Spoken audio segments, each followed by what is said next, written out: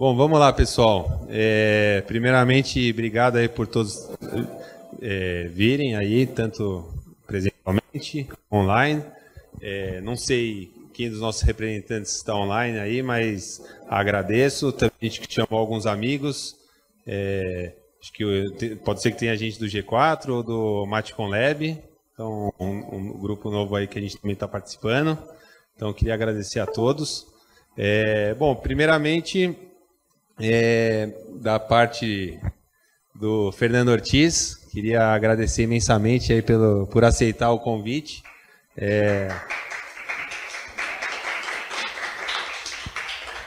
O Ortiz, ele em si foi o meu primeiro amigo aí do G4. A gente já conversou bastante aí em termos de vendas e ele nem sabe direito, mas é o nosso mentor ali oculto do G4, né, onde eu vou tirando minhas dúvidas e sempre em alto nível, sempre me ajudando bastante. Então, todo o pessoal de vendas aí, vocês estão trabalhando bastante, o Ortiz faz parte disso. Mas o Ortiz, ele já trabalha há 25 anos, mais 30 anos na área de vendas, assumiu, mas aí trabalha com várias pastas. Eu acho que as principais é Volk, né, e em Beta. O Ortiz vai passar isso daí, mas acho que o grande objetivo assim que eu achei bem legal a gente sempre fica naquela questão muito forte, o quanto que o representante comercial de fato vai seguir ou vai sair da pasta a partir do momento que ele começa a não performar tão bem, né? Fica sempre a discussão. E o Ortiz sempre levou essa mesma discussão lá para o G4, perguntando o quanto que o representante vai acabar ou não. Acho que essa grande discussão ela se encerra a partir do momento que traz venda, né? Que traz resultado, traz performance, e eu acho que como referência aí de Brasil, o Ortiz é um baita vendedor. Acho que é vendedor raiz, né, que o pessoal chama. E então, queria uma salva de palmas aí para o Ortiz e agradecer aí.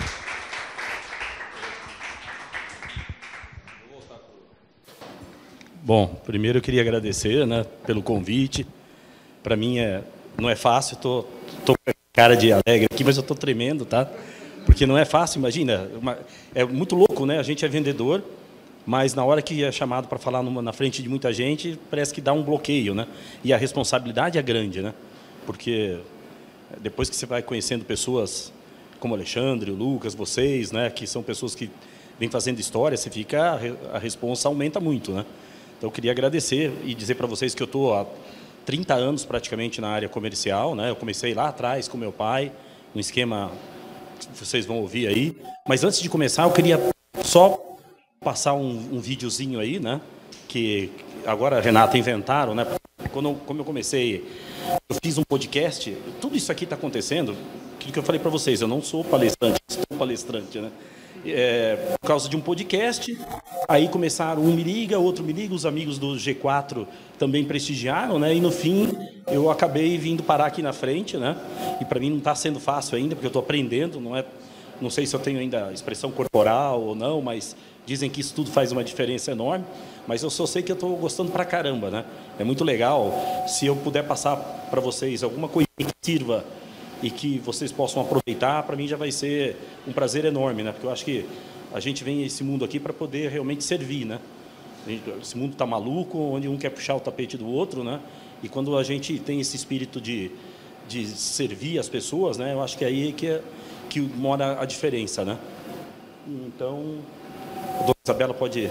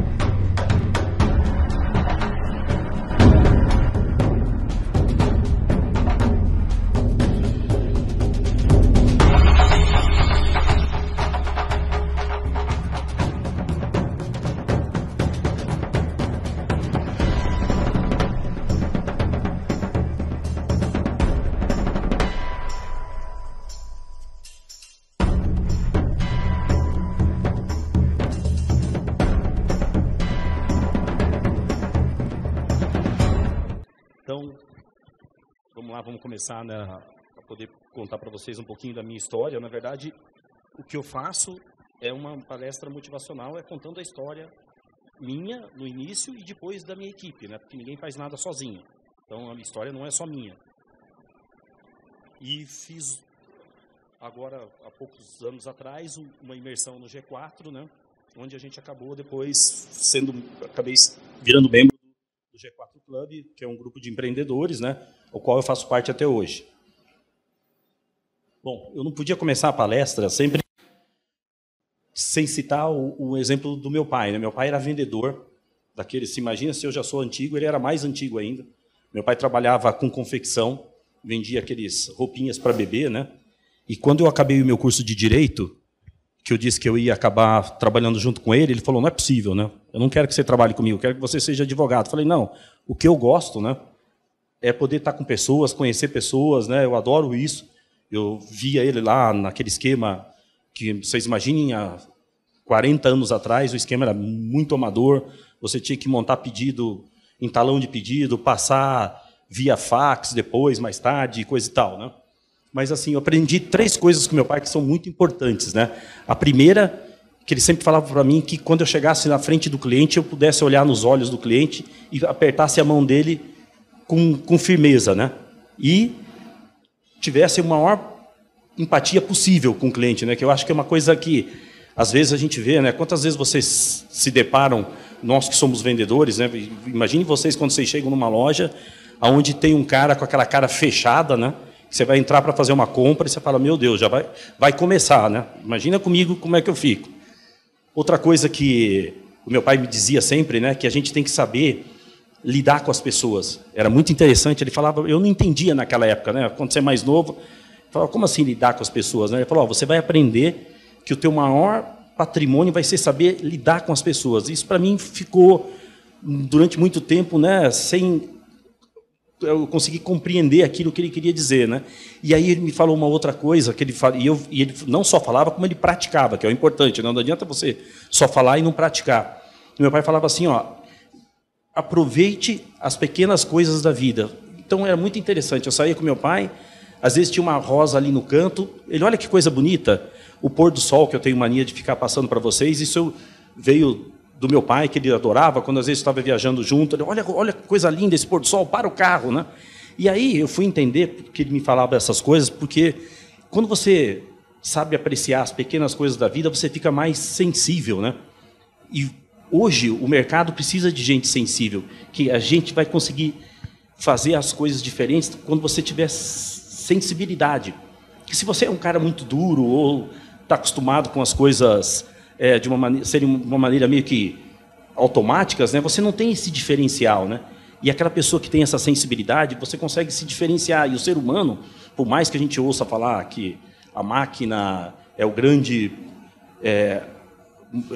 a grande vedete do momento, mas sem gente não tem como, né? As pessoas vão continuar precisando de pessoas, né? Inclusive, depois de muitos anos eu fui aprender. Vocês imaginem, meu pai era um cara que só teve, acho que nem terminou o curso médio, né, na escola, mas ele já me falava o que os caras falam hoje, né? Que 100% dos funcionários são pessoas, 100% dos clientes são pessoas e 100% dos investidores são pessoas. Se a gente não souber lidar com as pessoas, acabou. Você pode ter o melhor produto do mundo, mas se você não tiver esse feeling de saber como lidar com cada cliente, né? Cada cliente é de um jeito, vocês sabem, vocês trabalham com vendas, vocês sabem muito bem como que você pode falar com cada um, né? Então, isso faz uma diferença muito grande. Eu, pelo menos, minha vida inteira, foi isso que eu apliquei, né? Esse negócio de saber lidar com a alma das pessoas, né? Eu sei exatamente... Hoje eu não atuo mais tanto, né? Mas antes, quando eu era ali 100% eu no vendas, né? Eu sabia até de como desmantelar um problema, né? Tocando no feeling da pessoa ali, porque são seres humanos, né? Que estão ali do outro lado, né? E aí, partindo para a história minha, o negócio é o seguinte: eu trabalhava com meu pai, eu me formei em Direito e falei para ele que, como eu disse a vocês, que eu não estudaria, não seguiria a carreira de advogado. Fui trabalhar com ele, fiquei 1 ano, Só que em um ano, assim, tinha mês que eu recebia comissão, tinha mês que eu recebia mesada. E aí as coisas foram, né, você vai, e a partir do momento que você vai criando asas, né, você fala, poxa, eu quero fazer alguma coisa por mim mesmo, né? E aí, quando eu já estava com esse pensamento, eu ficava sempre na época, não é a época de vocês, mas se você queria ver uma oportunidade no passado, você tinha que procurar no jornal, no domingo, nos classificados. E eu vi que ia ter um processo de seleção em Londrina dessa empresa aí chamada Nutrimental. Essa empresa foi a criadora do Nutri, né? Eu fui lá, participei do processo de seleção, eram vários, né? E a vaga era para uma pessoa só. Fiz lá a primeira entrevista, fiz a segunda. Na terceira entrevista, nós tínhamos ficado, acho que de 20 e poucas pessoas, ficaram só 3. E a minha entrevista final, aí veio um diretor, né? A minha entrevista final era às 11 horas da manhã. Depois era horário de almoço. E aí que começa uma dica que eu dou para vocês, né? Você ter o feeling, né? Ou até a atitude, né? Que eu fiz uma coisa que poderia ter me prejudicado, mas às vezes você tem que arriscar. Eu conversei com o cara que me entrevistou, na hora que acabou minha entrevista, eu virei para ele e falei, o que você vai fazer agora? Você vai almoçar? Ele falou, sim, eu estou indo almoçar, né? Eu peguei e falei, você não quer que eu te leve? Tem um lugar muito bacana aqui que eu conheço, né? Que é um restaurante super legal. Eu falei, ai, caramba, não devia ter falado isso, né? Porque você imagina, o cara te fazendo processo de seleção, você convidar o cara que está te entrevistando para ir almoçar, e ele topou. A gente foi almoçar, o que aconteceu? Eu ganhei mais 1 hora com o cara, onde eu pude contar para ele tudo que eu fazia, né? Então, assim, se eu não tivesse tido aquela atitude na hora, eu poderia ter desperdiçado aquele momento a mais, e sei lá quem eram os outros 2 candidatos que estavam concorrendo comigo no final, né? Esses caras poderiam ter levado a vaga. Então, assim, passado 2 dias, eu fui comunicado que eu tinha sido escolhido, e no comunicado, por telefone daí, esse cara falou para mim, Fernando, eu passei tudo aqui para o nosso CEO, né? E você só foi escolhido porque a gente achou que você tem uma cara de pau muito grande, que é o que a gente precisa aí para desvendar todo esse norte do Paraná, porque eles não tinham ainda ninguém fazendo esse segmento, né? A gente trabalhava, para vocês poderem entender, até para vocês entenderem o contexto depois, a gente trabalhava no food, o meu segmento chamava food service. O que eu fazia? Eu tinha que vender comida em refeitório industrial. Esse era o meu trabalho. Então, eu vendia, em vez de vender esses pacotinhos de suco de 100 gramas, que você faz 1 litro de suco, eu vendia pacotão de 1 quilo, que fazia 10 litros. Você chegava numa cozinha, colocava dentro da refresqueira, gelatina, pacotão de 1 quilo, vendia 100 copinhos de 80 ml, né? Era isso que eu fazia. Comecei, né, aprendendo. Até então, como eu disse para vocês, eu trabalhava com meu pai. Era muito fácil, toda hora que eu tinha um problema, eu chegava lá e perguntava, pai, como é que faz isso, né? E assim eu continuei fazendo. Vou passar aqui. E assim eu continuei fazendo logo de início na Nutrimental. Eu estava aprendendo, e quando eu tinha uma certa dificuldade, para quem que eu ligava? Para o chefão. Acho que na terceira vez que eu liguei para ele, isso foi uma outra lição que eu quero passar para vocês, ele virou para mim e falou assim, Fernando, a gente te contratou justamente para isso, para resolver problemas, não para ficar me transmitindo o problema, né? E esse senhor virou para mim e falou uma coisa que caiu a chave para mim, falou, você tem que ter espírito de dono. Você tem que olhar essa tua posição aí como se fosse o dono da empresa. Tenta resolver o máximo de problemas por aí. Você vai melhorar, você vai progredir, você vai crescer, né? E isso caiu como uma bomba para mim, sabe? No primeiro momento, para mim foi meio chato, né? Porra, fiquei chateado. Falei, pô, esse cara, né? Você está acostumado a trabalhar com o pai, daí você leva uma patada logo de cara, né? Mas depois eu falei, não, eu tenho que ter esse sentimento realmente, né? Eu não sou o dono da fábrica, mas eu tenho que ter esse sentimento de dono, né? Para que eu possa realmente ser reconhecido lá dentro, para que eu possa fazer um trabalho realmente que vale a pena, né? E assim foi, eu comecei dentro da Nutrimental, a gente foi ganhando espaço, vocês imaginem como era fazer um trabalho em 1990, foi em 1990 isso, não tinha GPS, não tinha mapa, era tudo no posto Ipiranga. Eu chegava numa cidade, onde é que tem uma cozinha industrial aqui? Os caras às vezes nem sabiam o que era cozinha industrial, então assim, não foi fácil, foi difícil demais.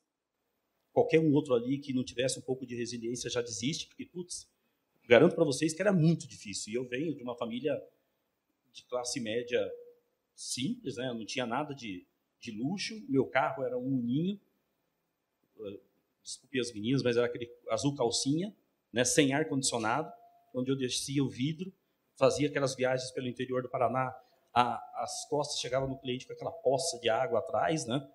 Não era fácil, porque o norte do Paraná é quente, é uma região muito quente.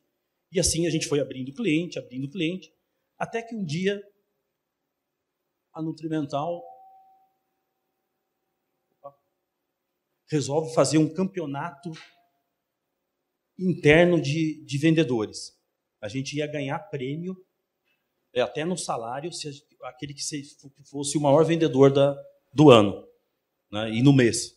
Foram passados várias metas para a gente, de abertura de clientes, né? De abertura de mix de produto, para vender aqueles produtos que tinham maior valor agregado, né?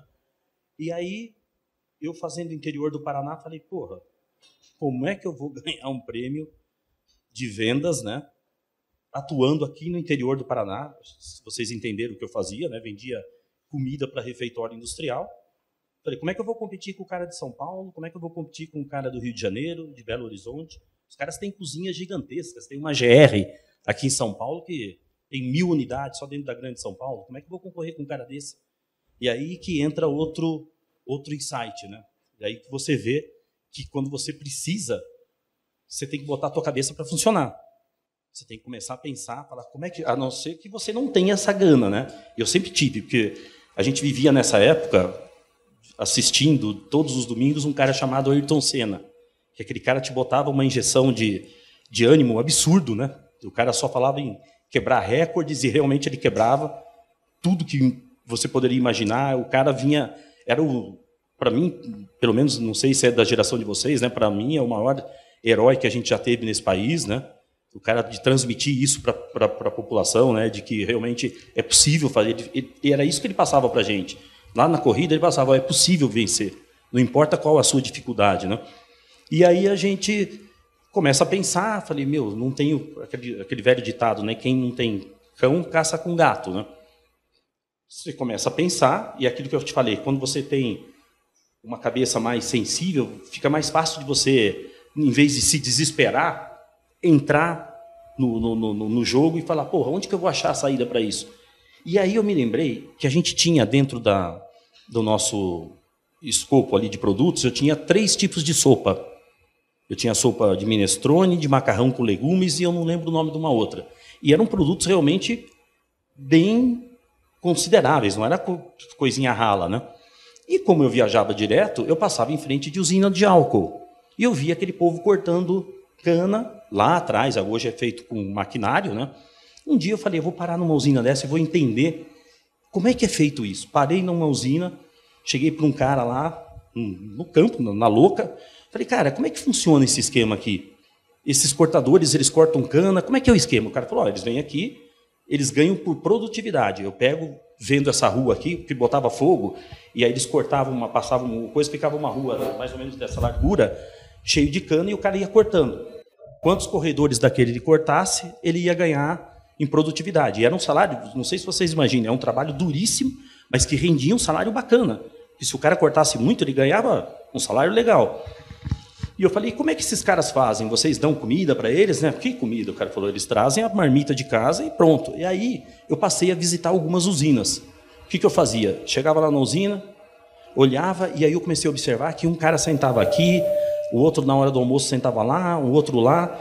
Eles nunca sentavam um do lado do outro. E aí eu fui perguntar para um cara, falei, por que essa distância de um do outro, né? O cara falou, porque é gente muito simples e nem sempre o cara tem dinheiro para trazer carne na marmita dele, arroz, ovo. Então, se de repente esse aqui está só com uma carne na marmita, o outro está com ovo, o outro está só com arroz, e eles têm vergonha de que um veja a marmita do outro.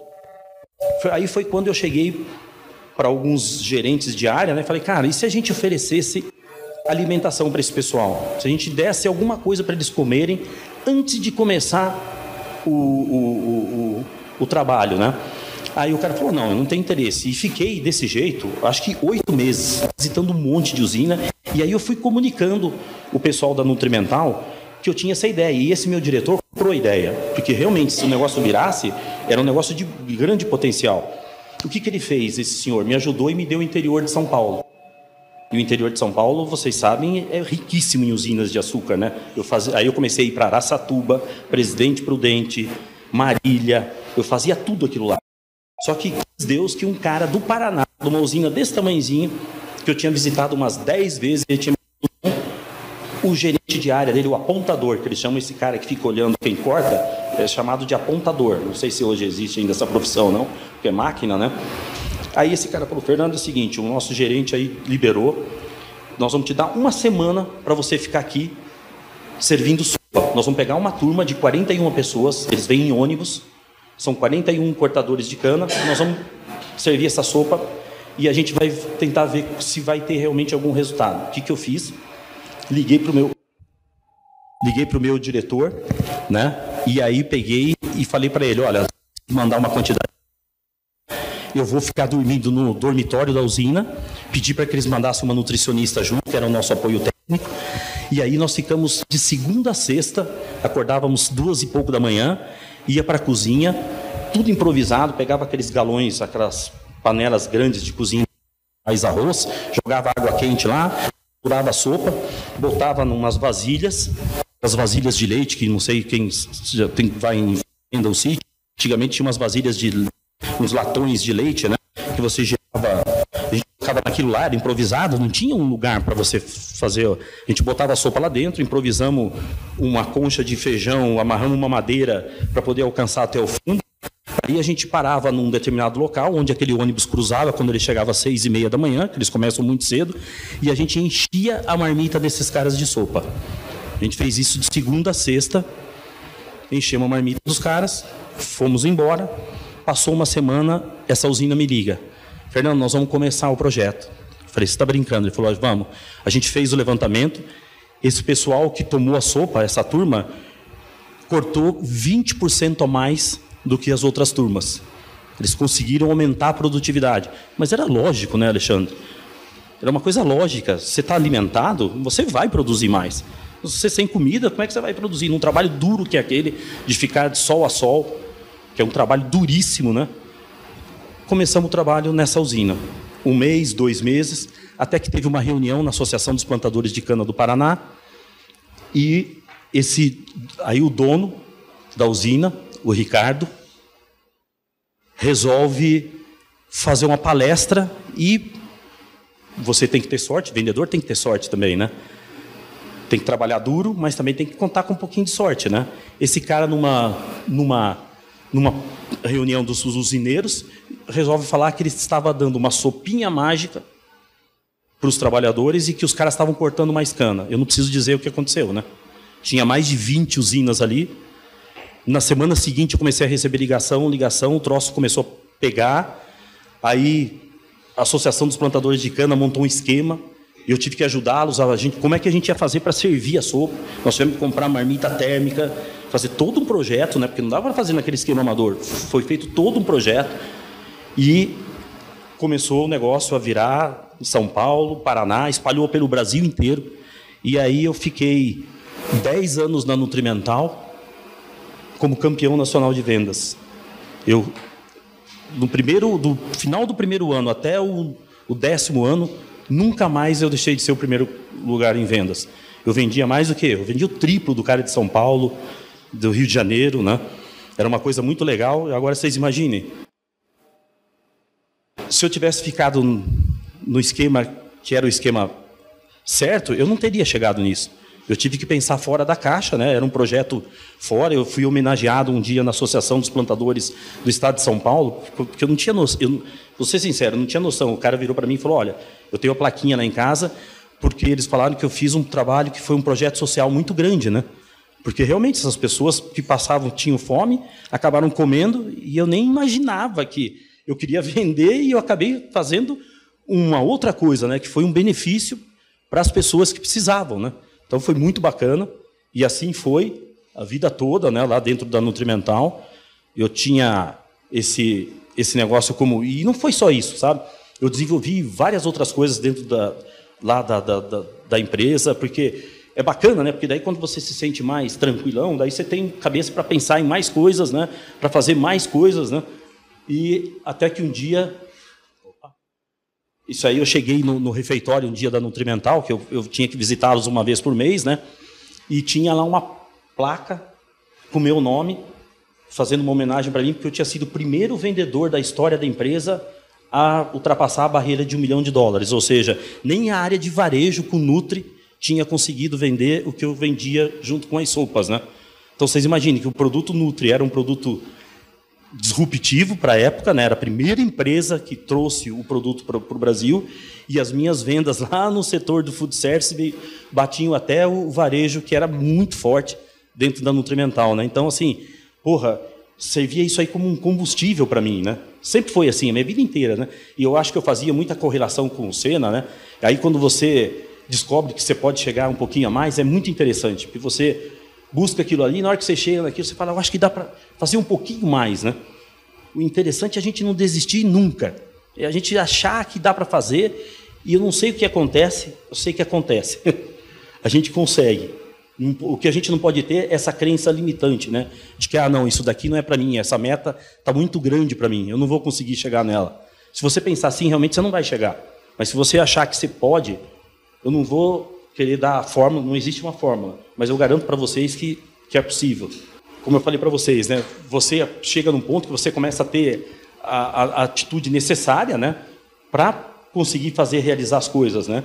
E aí começou a pintar dentro de mim uma vontade de criar um voo solo, não mais participar. Durante todo o tempo que eu fiquei lá na Nutrimental, né? Eu busquei ser o mais responsável possível. Tive cabeça de dono, enquanto eu estive lá dentro, né, procurei ajudar a empresa no que fosse melhor, no mais possível, né? E aí eu resolvi começar a procurar sair da empresa. Quando eu fui conversar com o meu diretor, ele falou, você está louco? Porque eu tinha um salário bacana, vamos supor, hoje era um salário fixo, mas vamos dizer que valeria aí uns R$20 mil por mês, hotel, 5 estrelas, eu podia ficar no hotel que eu quisesse, carro à disposição. Só que aquilo já não me... Sabe quando você já não tem mais o tesão, né? De falar, poxa, eu vou tentar, né? Então, é importante, não ter medo, né? Você tem que tentar. Seja para fazer alguma coisa fora ou dentro aqui da empresa, você tem que tentar. Quando você chega num ponto que você vê que você ainda tem capacidade para mais, tenta. Você está lá com um cliente teu, ô Bruna, com uma dificuldade, tenta algo diferente. Você vai ver que, às vezes, você acaba conseguindo, às vezes não, na maioria das vezes você consegue, né? Quem que foi minha fonte de inspiração? Para vocês terem só uma noção, né? Eu adoro velocidade. Eu já corri de kart, né? Agora não dá mais, barrigudo, baixinho, gordinho, velho, é muito perigoso. Fui tentar essa proeza em São Paulo há 6 meses atrás, quebrei uma costela, correndo com essa galera aqui, né? Então, eu prometi que eu nunca mais sento num kart, né? E aí, o meu... Eu acho que eu até digo para vocês, né, se vocês puderem ter uma pessoa que inspire vocês, é bacana, né? A gente tem uma pessoa que você busca inspiração, né? E para nós, brasileiros daquela época, o nosso grande inspirador era esse cara aqui, né? E olhem bem a simplicidade, porque o que a gente faz lá no F-Ortiz não é nada mágico.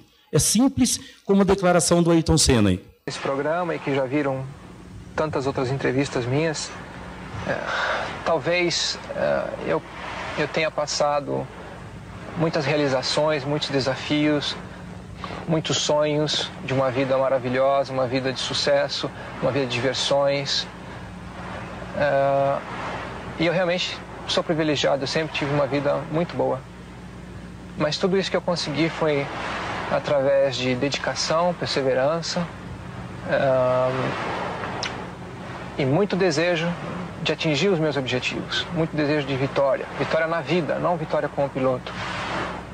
E a vocês todos que assistiram e estão assistindo agora, eu digo que seja quem você for, seja qualquer posição que você tenha na vida, no nível altíssimo ou mais baixo social, tenha sempre como meta muita força, muita determinação e sempre faça tudo com muito amor e com muita fé em Deus, que um dia você chega lá.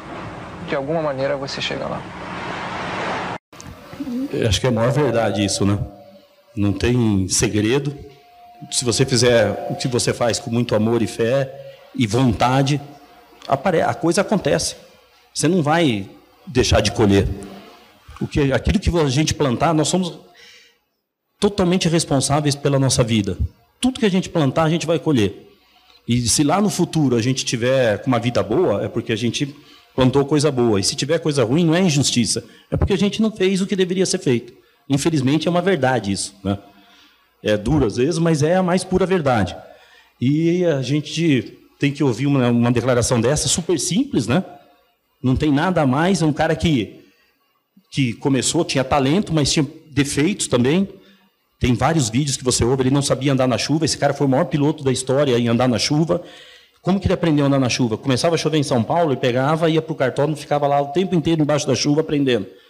Ou seja, a gente tem como aprender, né? É só treinar. É treinar, treinar, treinar. Chega uma hora que você fica bom. Não tem erro disso. Aí, saí da Nutrimental, fiz um acerto, né? Graças a Deus, por isso que eu falo. Tenha cabeça de dono, porque se um dia você precisar, o Alexandre, a Renata, eles vão ajudar vocês. Porque se você for uma pessoa importante e relevante dentro da empresa, você vai ter ajuda. Não tenha dúvida disso. Aquele que não tem ajuda é aquele que não fez por merecer. Então, quando eu saí da Nutrimental, os caras não queriam que eu saísse, mas para não me perder, o que eles fizeram? Então, você vai ficar com a gente, vai continuar representando a gente e nós vamos fazer a tua saída como se você tivesse pedido para ir embora. Ou seja, porque eu perderia todos os direitos dos 10 anos, porque quem estava pedindo para sair era eu. Eu estava arriscando tudo. Eu falei, para mim, eu já tinha na minha cabeça assim que não tem problema. Eu ia arriscar, eu tinha guardado uma grana, eu ia arriscar, ia fazer aquilo que minha cabeça pedia. Mas não, graças a Deus por ter tido todo esse trabalho lá dentro, eu tive o reconhecimento da diretoria, eles me indenizaram, eu fiquei com a grana dos 10 anos e comecei a F Ortiz. E no último dia, na última reunião que eu tive lá com o meu chefe, que foi o cara que me ensinou uma porrada de coisa, ele virou para mim e falou assim, antes de você sair, eu quero te falar uma coisa. Você vai caminhar com as suas próprias pernas agora. Só vou te falar uma coisa. Nunca coloque os teus ovos numa única cesta. Eu virei para ele, o que foi, seu Bogdan? Não estou entendendo. Ele falou, não é porque eu estou te pedindo para pegar outras representadas, que você pode achar que eu estou pedindo para você pegar outras coisas para não parecer que você é o exclusivo nosso, né? Ele falou, não é isso. Mas se um dia a gente não estiver bem e você estiver com uma outra empresa vendendo uma outra coisa, essa outra coisa te dá sustentação para você continuar fazendo o teu trabalho. Porra, aquilo para mim foi um baita de um conselho. Eu trouxe isso para o resto da minha vida, né? A gente na F Ortiz cuida muito disso, de nunca colocar os ovos numa única cesta quando a gente está fazendo um trabalho, que é aquilo que eu falei para vocês, né? O mundo dá muita volta, uma hora o negócio está bom, ainda mais a gente que mora no Brasil, né? Vocês imaginem um brasileiro, o tanto de altos e baixos que a gente vive aqui. Tem segmentos que uma hora estão lá em cima, outros estão lá embaixo, então a gente tem que estar alerta para não deixar com que a gente aposte tudo num único lugar. Aí me trouxeram, só que teve um detalhe. Para mim sair, como eles tinham vários outros vendedores, eu tive que entregar o interior de São Paulo e a capital do Paraná. Ou seja, minha venda, que era gigante, caiu para esse valorzão aí, R$72 mil. Aí sim que eu fui sentir que a ficha caiu, né? Porque era R$72 mil e comissionamento de 5%. E mais nada. Acabou a ajuda de custo, acabou o hotel 5 estrelas, acabou o carro, né? E aí a ficha, nesse momento eu vou dizer para vocês que eu fiquei com medo, porque o meu ganho daí caiu bastante, era consideravelmente muito abaixo, né? Mas aí eles falavam, não, você recebeu aí uma indenização boa, você usa a indenização para você ir crescendo, né? E eu achei que ia ser fácil, né? Porque todo empreendedor acha que é facinho. Meu filho esses dias tem 15 anos, falou, pai, eu não vou estudar mais, tá? Eu vou parar de estudar e vou montar uma empresa. Eu falei, é ótimo. Se isso mesmo, para de estudar e monta uma empresa, muito fácil de fazer as coisas acontecerem. Meu primeiro faturamento, 72 mil, beleza, vamos lá, né? Comecei num esquema super amador, esse daí sou eu de pijama lá em casa. Eu ia casar, olha só, tem que ser meio maluco, né? Eu ia casar 8 meses depois da minha saída da Nutrimental. Olha a confusão, eu tinha a pressão de fazer as coisas darem certo, porque, porra, eu ia casar logo após. Fiquei uns 3 meses em casa desse jeito, mas fiquei desse jeito mesmo. Ficava lá para não gastar, ficava em casa, fazendo ligação para cliente, para tirar pedido, aí até uma hora que caiu a ficha, né? Falei, não dá. Não era isso que eu queria. Porra, eu estou regredindo, virei agora, né, O cara que vai ficar em casa de pijama, tentando abrir cliente por telefone, naquela época, em 1999. Resolvi investir em mim. Naquela época a gente não tinha podcast, a gente não tinha uma série de vídeos, não tinha G4, não tinha nada. Você tinha que aprender na raça. Daí o que eu fiz? Foi a época da minha vida que eu mais li livros. Eu ia na livraria lá da Vila, que não tinha livraria da Vila também, era uma outra livraria, comprava livro, e esse livro aí ficou bacana, para mim marcou muito, né? Porque esse cara era um cara muito doido. Ele é o fundador da primeira companhia aérea de baixo custo que apareceu no mundo, que é a Southwest. Ele morreu agora, o ano passado, esse senhor, né? Mas ele tinha tanta coisa disruptiva que ele falava no livro, que aquilo te dava, sabe, margem para você poder... E o livro é muito bacana, é atual, pode ler hoje, esse livro de 1990, você pode ler hoje, que você vai tirar um monte de insight para a tua vida. E lia, aprendia, via um monte de coisa na área comercial, resolvi investir em mim, peguei, comprei uma mochila bacana, um terninho, né, para falar, pô, vou bater na porta das representadas, eu tenho que ir apresentar, porque a gente é o espelho da empresa que a gente trabalha, né? Então a gente não pode aparecer lá todo largado, né? Comecei a bater de porta em porta achando que ia ser fácil. Mais uma vez, né, empreendedor acha que é fácil. Eu tinha uma empresa que tinha um certo nome por trás, que era Nutrimental. Quem disse que eu conseguia alguma coisa bacana? Batia, não, já tem gente lá na tua área. Aí ia para uma outra, putz, eu já tenho um cara lá na tua área. Aí foi batendo desespero, né? Porque eu não contava com isso, né? Eu achei que eu ia sair, ia bater na porta de um monte de gente e ia aparecer. Porra, eu sou o Fernando, o cara que era campeão de vendas, que o cara nem sabe da minha história, da Nutrimental. E eu era mais um no mercado. Aí, como a gente não pode desistir nunca, né? Eu pedi ajuda para um cliente. Era o meu maior cliente. Eu pedi ajuda para ele, falei, Lorival, era o nome da cozinha industrial, a maior cozinha industrial do Paraná. Falei, cara, me ajuda, pelo amor de Deus, eu preciso arrumar uma outra representada urgente. E ele me botou aí nessa empresa aí, vender forno combinado. Esse forno aí é um forno alemão, existe até hoje, é a Ferrari dos fornos. Só que vocês imaginem que um forno desse aí, de 6 GNs aí, ó, naquela época, em 1999, custava R$35 mil. Era mais caro do que um carro popular. Muito mais caro do que um carro popular. Qual a chance que vocês acham que eu tive de vender um forno desse em restaurante self-service? Nenhuma. Eu ficava visitando restaurante por restaurante e só recebendo não. Só que é aquela história. Mais uma vez, a sorte tem que bater na tua porta.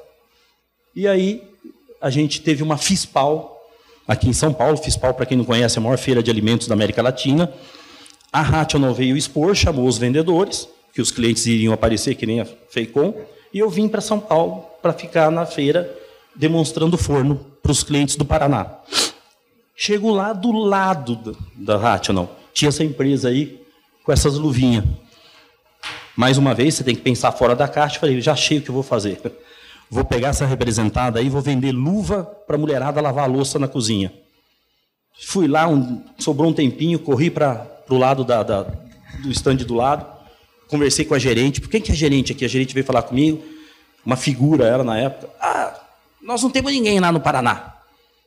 Pode começar a fazer o trabalho. Falei, putz, beleza, né, cara?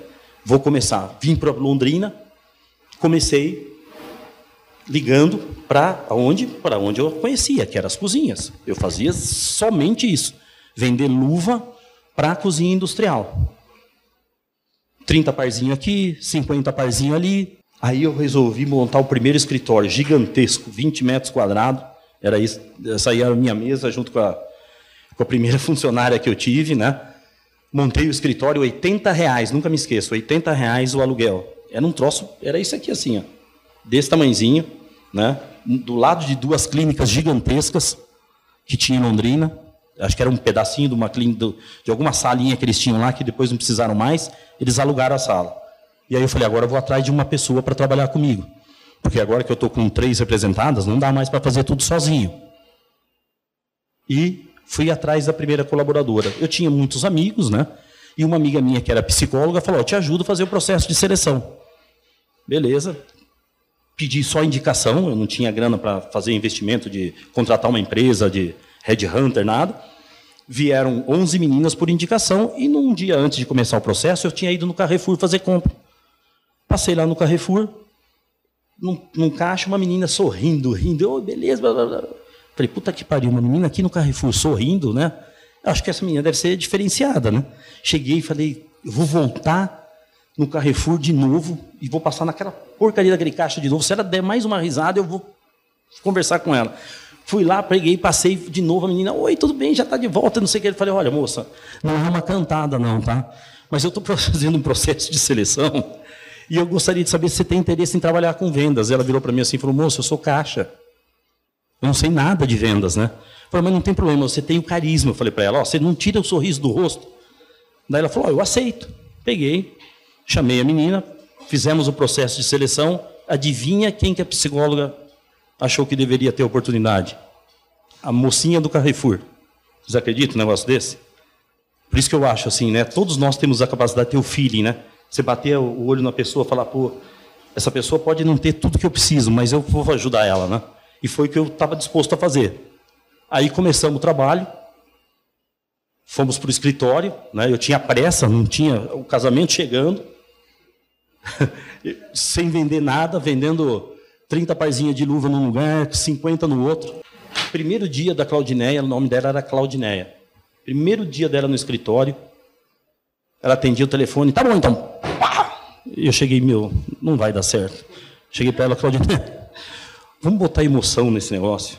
Quando você for falar com o cara, ô, seu João, como é que o senhor está, né?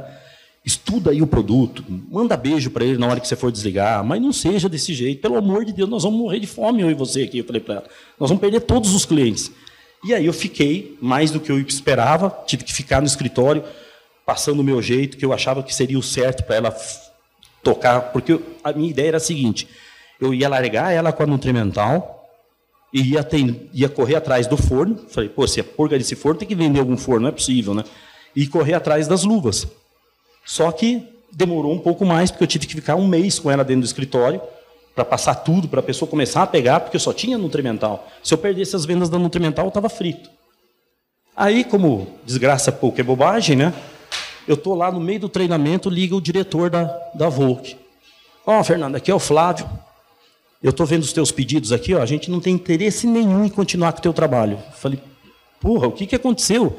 Não, só chega pedido aqui de 30 par, 40 par, para ficar vendendo luva em refeitório industrial. Não é isso que eu quero que você atue lá dentro do segmento de EPI. Falei, e agora, o que é EPI? Né? Eu estou com vergonha de perguntar para o cara, né, o que era EPI. Né? Aí o cara falou assim, olha, vamos fazer o seguinte, já que você já está acostumado conosco, aí você já está uns 3 meses com a gente, eu estou indo para Toledo, visitar uma unidade da Sadia, para levar os nossos produtos. E eu gostaria que, se você tiver interesse de continuar com a gente, você ir lá e ver se você serve ou não para fazer o trabalho. E fui, não tinha nada a perder, né? Só tinha a ganhar. Catei o carro, fui lá para Toledo, botei a placa no nome do cara, eu nunca tinha visto ele na vida. Aviãozinho da Rio Sul naquela época, o Bandeirantes da Rio Sul, desceu no aeroportozinho lá, peguei ele. O cara seco pra caramba. Fomos para dentro da fábrica, eu segurando a maletinha dele. Aí chegamos lá, ele começou a mostrar os produtos, né? Dentro da Sadia, e eu só vendo. E vendedor, o que o vendedor quer saber é de quanto fatura, né? Aquele monte de historinha, essa luva aqui é boa para isso, essa é para aquilo. Aí chegou a pergunta que eu estava esperando. Ele chegou para o engenheiro e falou assim, quantos vocês consomem de luva aqui, né?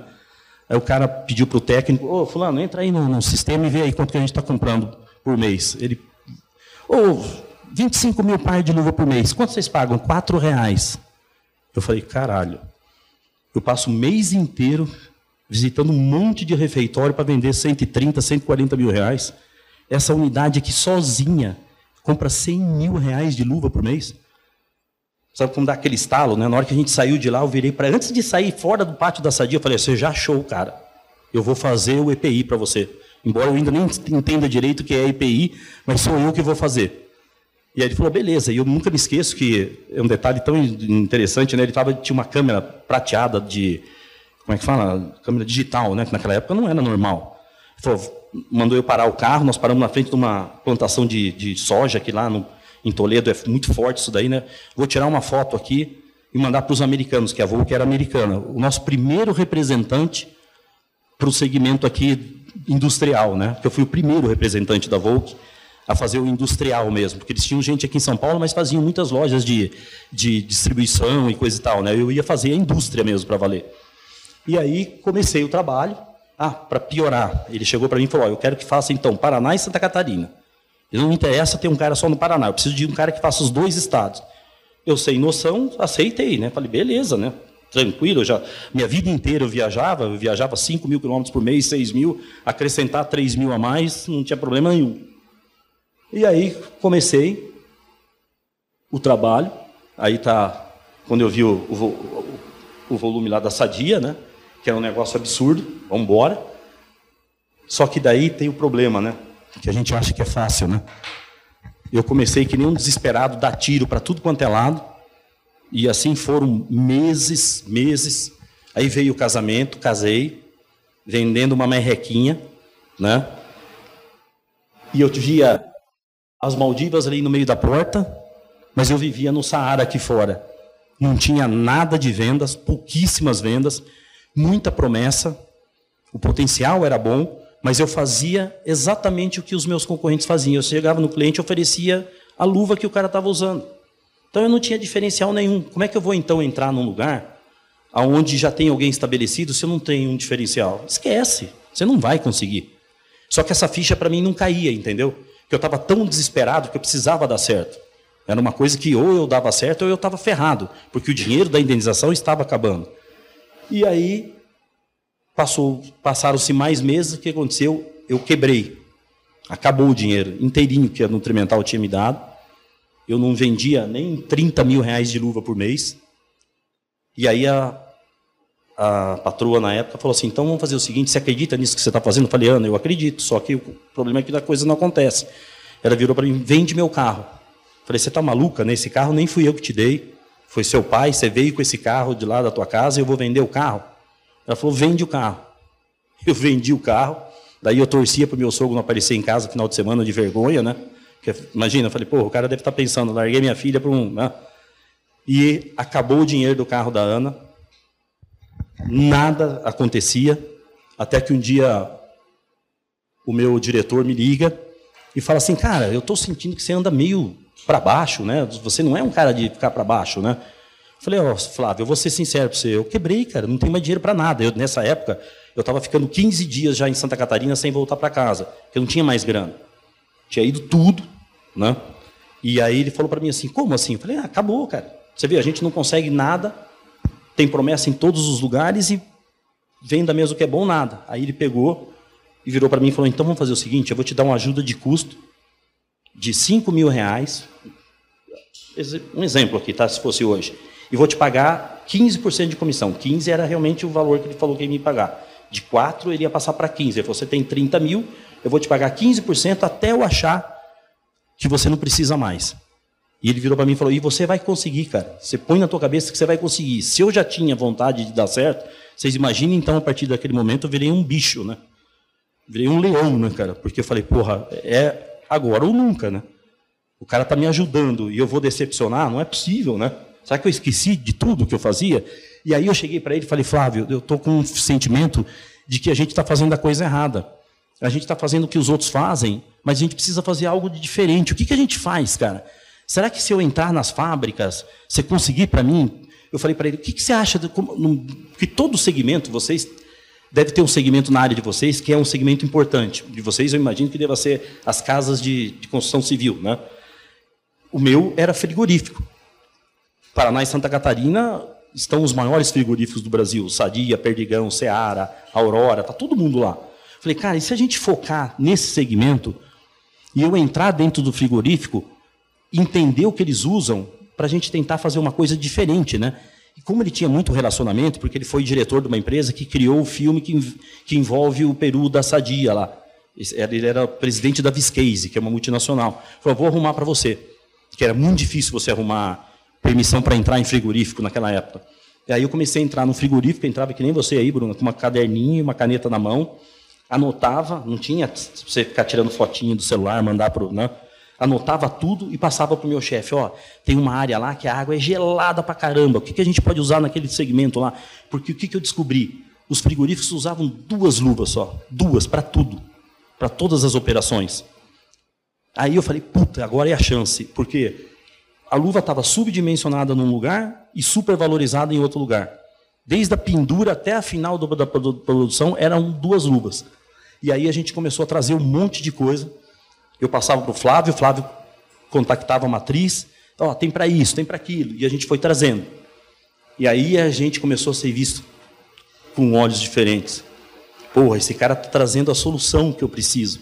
É aquela história de entender a porcaria da dor do cliente, né? Que daí, naquela época, eu comecei a entender que, sem entender a dor do cliente, não adianta você querer ser a solução da dor, você tem que entender a dor, né? E aí começaram a vir um monte de coisas novas e você tem que, como eu falei para vocês, né, que eu estava falando aqui, que eu já cheguei aqui, já fui lá com a Bruna, já fui não sei aonde, eu fazia isso, sempre fiz e faço, né?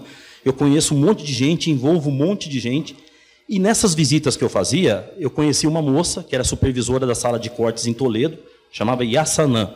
Essa menina pegou todas essas luvas que eu disse para ela que valeria a pena usar, botou nos setores que eu falei que valeria a pena usar, e ela testou e viu a durabilidade de cada uma. Quando ela viu, ela foi, para minha sorte, mais uma vez a sorte, em Toledo, era a matriz de compra para o Grupo Sadia. Naquela época não era BRF, era Sadia só. Ela foi lá e mostrou para o comprador, falou, olha, o que esse cara trouxe vai dar uma economia absurda. Nós estamos gastando luva aqui à toa, sendo que tem um monte de solução aí que esse rapaz trouxe. E aí me chamaram lá em Toledo.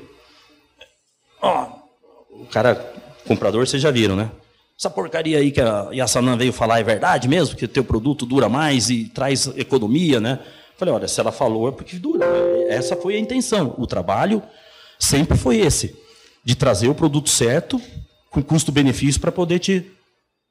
Ele virou para mim, beleza. Foi uma visita muito louca, eu não tinha quase grana, ele mandou eu ir em Toledo, dá 450 quilômetros de Londrina, eu fui para lá, com aquela história, né? Se der mais R$50 a mais de gasolina, eu estou frito, porque eu não consigo voltar, né?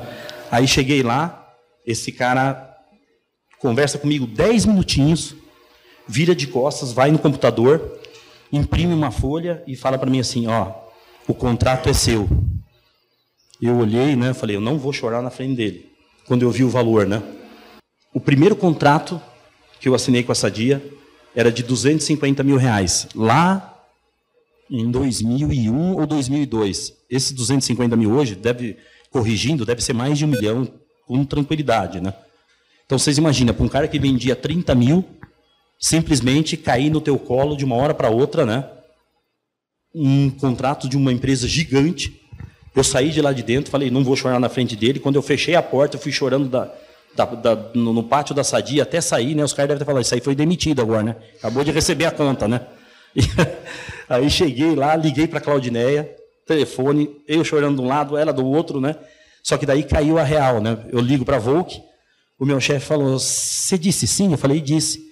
Você está louco? Ele falou. Eu falei, por que o senhor está louco, Flávio? A gente não atende nem 30 mil na tua... Você quer que eu passe a atender 1 milhão? Não tenho como atender, cara. Volta agora lá e fala para ele que nós precisamos de 3 a 6 meses. Falei, você está brincando comigo? Não vou, Flávio. Se eu voltar lá, o cara é capaz de não. Volta agora lá. Voltei. Eu tive que voltar para a sala do cara. Chegava o Cleones, chamava Cleones. É o seguinte, aquilo que eu te falei, eu acho que vai ter que ter um tempinho a mais para a gente. Como? Porque a partir do momento que você fala para um comprador, sabe quanto que a gente reduziu de custo da Sadia? 38%. Imagina a Sadia, de uma hora para outra, cair no colo dela uma redução de 38%. Eu tenho um book disso lá em casa. Posso mostrar para vocês. Nós fizemos um book desse tamanho para eles, de área por área, quantos que eles iriam economizar. Aí você pega com o comprador-chefe e vê um negócio daquele, ele não quer esperar, né? O cara faz de tudo, ainda mais uma empresa grande, ele te esmaga, né? Eu preciso disso já para a semana que vem. Falei, cara, não tem como, não tem para a semana que vem. Eu sei que a gente foi se acertando lá dentro, e aí ele me deu 60 dias.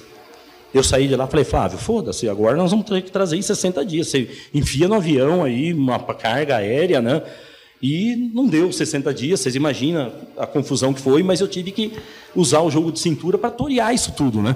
Começamos com 30, depois fomos para 50, depois fomos para 70, porque valia a pena, ele não ia deixar de comprar da gente, porque o que a gente trouxe para ele foi muito grande, né? Então foi assim que a gente começou, né? E aí, a partir disso, parece que as coisas começam a acontecer, né? Sai a Sadia, vem a Marilã. A Marilã me pega e me fecha. Eu tinha visitado a Marilã lá atrás e deixado a ideia para a garantia da qualidade de que se eles usassem uma luva descartável, ficaria muito mais higiênico do que usar uma luva reutilizável. Mas vocês imaginam, lá em 2000, falar para um cara usar uma luva reutilizável. O cara falou, você vai aumentar meu custo, né? Só que daí, como eu nunca fico numa área só, eu tinha ido na garantia da qualidade. A garantia da qualidade pegou tanto no pé da Marilã, do pessoal da área de produção, que eles conseguiram, daí veio outro baita contrato da Marilã, que ficou anos conosco. Eu comprava, daí eu tive que, na Marilã, eu tive que fazer o seguinte, a gente vendia a luva e tinha que recolher depois. Aí nós fizemos um esquema com a Sabesp aqui, né, Sabesp que fala, né, que a Sabesp mandava um container lá, a gente depositava todas aquelas luvas, eles viam, recolhiam, incineravam, se não me engano, e mandavam o documento lá para falar, ó, foi feita a destinação correta, né? Então, você vê, foi um outro, né, negócio que aconteceu depois de um monte de visita. Aí, eu ainda trabalhava com a área de alimentos. O que eu fiz? Falei, agora eu preciso aumentar a equipe, né? Contratei 2 funcionários, acho que eu estou sendo muito devagar, né? Melhor rápido, né? Que vocês têm. Eu contratei mais 2 funcionárias, que começaram a trabalhar fazendo só o esquema de food service comigo, tá? Olha lá, o contrato da Sadia aí, mudaram de ordem, vou pegar a menina lá do marketing e vou falar, você mudou a ordem do... Aí a gente aprendeu, a gente fala de resiliência, né? Eu mandei tirar a resiliência, antes era resiliência, né? Esses dias eu vi um negócio muito interessante, que o resiliente, ele leva a trombada e ele continua em frente, né? Já o antifrágil, ele leva a porrada, continua em frente, melhora e se aprimora. Então, acho que a gente, na verdade, tem que ser antifrágil, né? Não dá para ser só resiliente, né? Além de tudo, a gente tem que ainda aprender, né? Então, tem que ter consistência, superação, né? E foi muito interessante. Aí veio a General, para quem não sabe, é minha esposa. Vendedora é uma desorganização danada, né? Eu falei, preciso trazer uma pessoa que cuide do administrativo e do financeiro. Aí a minha esposa trabalhava numa grande empresa, gerenciava uma empresa lá em Londrina. Eu falei, ó, você vem trabalhar comigo, eu te prometo que depois das 18 horas eu não falo nada em trabalho, né? Eu só falava até as 23 só, daí, tá? E ela veio trabalhar conosco. Hoje ela é uma peça importante, né? E aí eu precisei trazer mais gente. E aquela história, né? A gente não constrói uma empresa.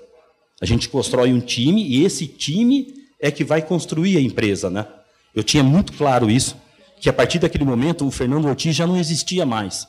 Eu ia ter que passar para o resto da minha equipe poder continuar fazendo aquele trabalho. Porque até então, algumas coisas que eu fiz sozinho, beleza, mas dali para frente não dava mais. A minha pessoa tinha que ser mais uma função de líder, né? E ajudar as pessoas a servir aquelas pessoas que estavam comigo, né? A fazer o trabalho realmente, né, que tem que ser feito. Aí veio a galera, essa é a turma da F. Ortiz, né? Alguns não estão mais aí, né, porque acabaram saindo. A Claudinei, que foi minha primeira vendedora, ficou comigo 18 anos. Daí, antes da pandemia, ela estava com lúpus. Daí ela pediu para sair, porque ela morria de medo de ir para a empresa, e lúpus era uma das doenças que, né, acabavam... Eu fiz a mesma com a Claudinei, foi tão fodida, perdão a palavra comigo, foi tão boa vendedora que quando ela saiu, ela pediu para sair, eu fiz como se eu tivesse mandado ela embora. A mesma coisa que fizeram comigo na Nutrimental. Por isso que eu falo, quando a gente tem realmente valor, a gente é reconhecido. Eu peguei, ela foi embora, hoje a gente tem esse time, né, que trabalha conosco lá, mas o que é o grande diferencial? Todo mundo lá na F. Ortiz tem o espírito de dono. Vocês viram, meu telefone está lá com a Isabela, né? Não sei se vocês já repararam, tem vendedor que não consegue falar, né? Você está conversando com o vendedor e tira toda hora o telefone da mão, porque fica tocando. Eu consegui montar um time onde a coisa só chega para mim se está realmente para acabar, né? Do contrário, eles resolvem, entendeu? Então, por isso que eu falo para vocês que eu deixei de ser... Eu já não sou mais, né? É bacana que eu sou o mais simples dessa turma. Eles são, imagina, essa molecada nova, né? Outra cabeça diferente. E só que lá no G4 eu tenho aprendido assim, que eu consegui fazer coisas que eu não sabia que tinha o nome que eles usam hoje, né? Essas coisas de growth, LTV, CAC, né? E a gente coloca. Nós participamos uma vez de um vídeo, uma conversa.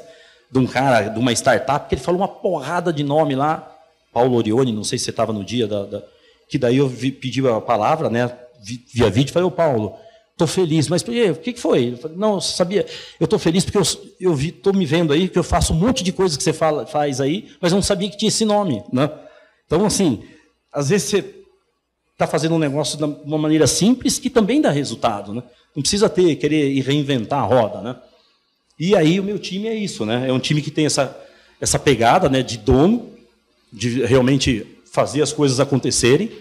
Nós temos um lema lá, outra coisa bacana que a gente aprendeu no G4 Educação, né, que é esse negócio de melhorar 1% a cada dia. Eu não falava exatamente com essas palavras, né, mas eu sempre deixei muito claro lá na FOTIS, assim, olha, a gente não pode se acomodar, a gente tem que levantar todo dia pensando assim, no que eu posso fazer de diferente para melhorar a minha performance. Eu não tinha essa frasezinha aí, aprender 1% a cada dia. Agora que eu ouvi lá no G4, eu estou usando ela, mas a gente já fazia isso, né?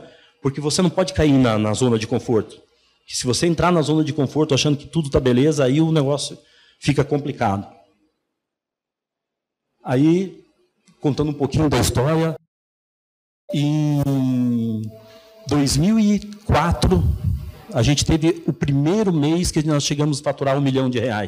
Pô, a gente batalhou tanto, né? Antes a gente queria 200, depois foi 300, depois foi 400, foi 500, e a gente começou, né, a faturar R$1 milhão por mês. Nossa, que coisa espetacular.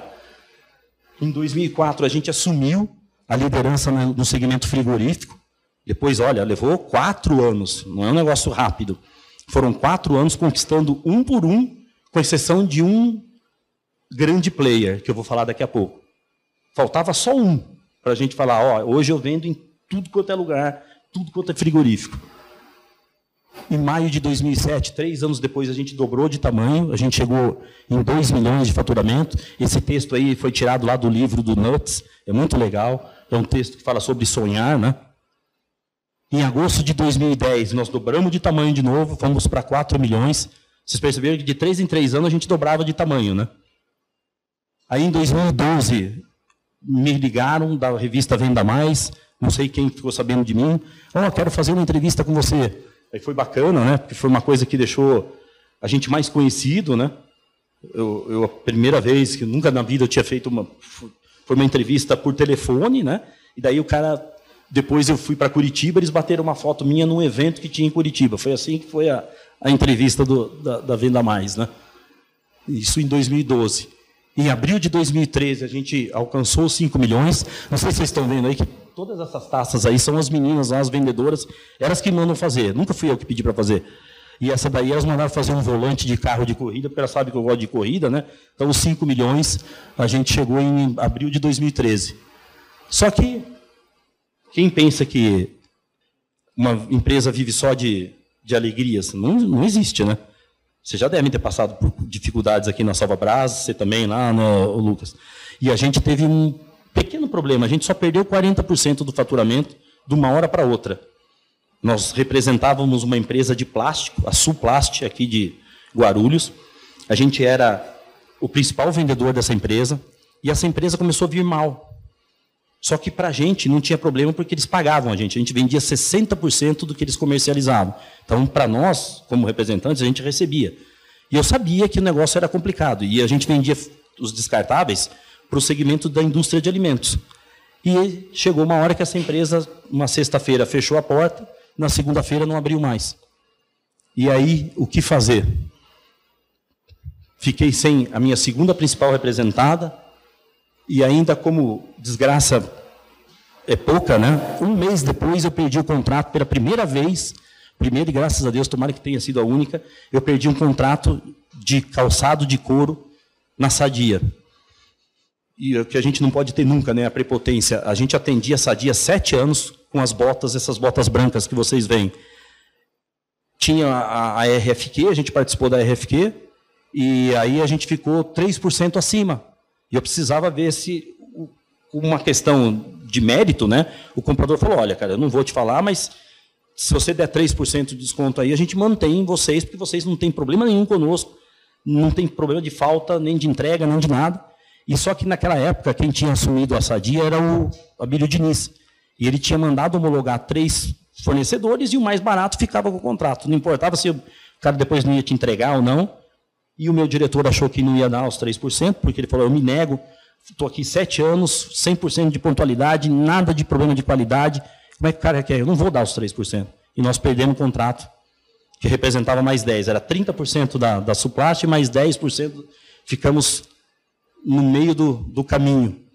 E aí, a gente sempre conversava lá no escritório, né, e essa frase é muito legal, né, do impossível, né?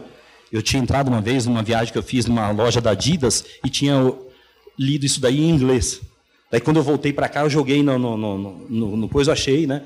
É muito interessante, né, que impossível é apenas uma grande palavra usada por gente fraca que prefere viver no mundo como está, em vez de usar o poder que tem para mudá-lo. Impossível não é um fato, é uma opinião. Impossível não é uma declaração, é um desafio. Impossível é hipotético, impossível é temporário. É meio louco, mas é verdade isso daí. Se você quiser, o impossível se torna uma coisa temporária. E você consegue. O que a gente fez, gente? Eu liguei para um consultor amigo meu, e o que ele me disse quando a gente perdeu os 40%? Manda metade da tua equipe embora agora. Agora, já. Você perdeu muito faturamento, você não pode manter essa equipe em hipótese alguma. Eu cheguei em casa, pensei, no outro dia de manhã, falei, não vou fazer isso. A gente tinha dinheiro, graças a Deus, a dona Ana, a general, é segura. Falei, Ana, quanto tempo a gente tem de grana para aguentar o tranco com esse faturamento? Falou, de 6 a 8, 9 meses. Peguei e chamei todo mundo, como se estivesse aqui na sala, as 17 pessoas do escritório. Fui bem sincero para eles e falei, não tem outra saída. Se a gente não voltar a faturar, pelo menos perto dos 5 milhões, eu vou ter que mandar uma parte de vocês embora. Puta, imagina fazer um negócio desse. Para uma equipe, né? Eu tenho uma equipe realmente que é uma equipe fantástica, né? Que faz um trabalho. Falei, mas eu vou ter que mandar embora. E como a gente tem esse espírito lá, a gente se uniu. A mente que abre uma nova ideia jamais voltará ao tamanho original, né? A gente acredita muito nisso, que se você pensar, você acha um jeito de sair da situação. Aliás, o que eu posso dizer para vocês, que pelo menos para mim, a melhor coisa que pode acontecer na vida de alguém é você passar por uma dificuldade. Vocês não fazem ideia o tanto que você cresce quando vem uma dificuldade. Mas dificuldade mesmo, não é coisinha pequena. É dificuldade. Imagina, era uma dificuldade gigantesca. Eu mudei muito, muito. Não só eu, como toda a minha equipe. A gente mudou muito, porque nós levamos uma paulada, né? Então, assim, às vezes é preciso passar por uma dificuldade grande na vida da gente, seja ela na área profissional, amor, ou não sei o que lá, para a gente aprender realmente. Você só aprende na dor, né? Não é na alegria, né? A gente aprende na dor, realmente. E aí, a gente se uniu. Essa foto é daquela época lá. Ó. Esse ali é o meu amigo consultor que tinha mandado eu mandar todo mundo embora, 50% do time embora. Aí eu cheguei e falei, gente, não é muito difícil de imaginar o que a gente precisa fazer. Nós precisamos trazer de volta 1,5 milhão de faturamento, 2 milhões, rapidinho. E aí, lembra que eu falei para vocês que a gente tinha um grande grupo frigorífico que a gente não atendia? Chamava-se JBS. Aí eu virei para esses 2 caras aqui, ó, aquele lá e aquele lá, falei, bicho, vocês vão dormir, acordar, sonhar com o JBS. Vocês têm 6 meses para a gente desbancar o concorrente lá de dentro e entrar de uma vez por todas nesse bendito desse JBS. Que a gente fazia, mas como a gente vinha sempre, né, conquistando um monte de outros grupos, e você vem bem, então você não tem, você está vendo, entenderam? Você não tem aquela necessidade. Aí, a partir desse momento, a gente teve a necessidade de ter que entrar para valer neles. E aí, em 8 meses, esses caras começaram a correr atrás. Em outubro de 2014, no final de novembro de 2013, em outubro de 2014, a gente estava de novo faturando 5 milhões. A gente ganhou o contrato do JBS, nós ganhamos o contrato de outros grupos, né, num tempo recorde. Olha só, como é que pode? A gente fez. Tá vendo o impossível? Dá para fazer. É só usar a cabeça e colocar foco e empenho, que o resultado aparece. Aí, daí para frente, a gente aprendeu uma lição enorme, né? Que a gente não podia só ficar em determinados segmentos, né? Que é aquilo que eu falei para vocês, que eu aprendi lá atrás. A gente com todas essas são as empresas que eu represento, tá? O que a gente fez? A gente fortaleceu um outro segmento que nós não éramos muito forte, que era a venda em distribuidores. A gente começou, a partir daí, aí eu comecei a contratar técnicos de segurança, que eu não espero. Lá a gente fez um trabalho diferente. A gente não espera o distribuidor vir querer comprar o produto nosso. Nós vamos no cliente do distribuidor, homologamos o nosso produto lá e fazemos a necessidade. Às vezes o cara está lá, porque se você vender uma luva num distribuidor, ele vai ou calçado, ou um protetor auricular. A equipe do vendedor tem um catatal desse tamanho de produto. Ele não vai ter atenção no teu item.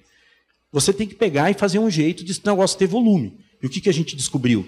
Por intermédio da nossa equipe técnica, eu tenho 2 técnicos que vão lá dentro da indústria. Por exemplo, nós fomos lá dentro da Renault e desbancamos uma luva da 3M. A 3M era onipresente, onipotente dentro desse segmento.